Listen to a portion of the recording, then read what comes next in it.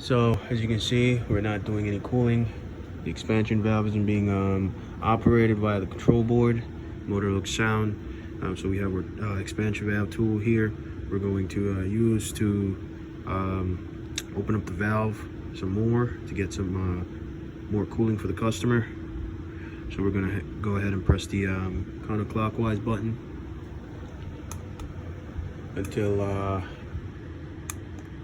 so I have it programmed so it's pressed to energize.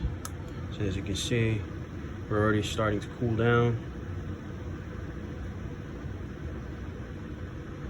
We're gonna see if we can leave it at a comfortable discharge air temperature for them. We're currently taking about 80 to 85 degree air.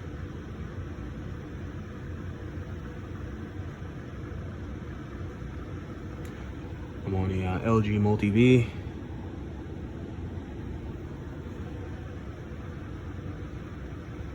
So we're at 68 right now. So the tool really saves time in having to take the motor off the valve. So with this, I can verify that the actuator motor is functional.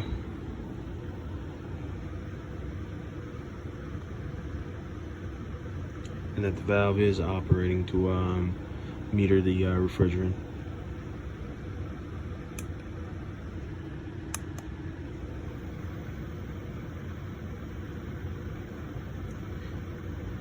I think we should be good around there.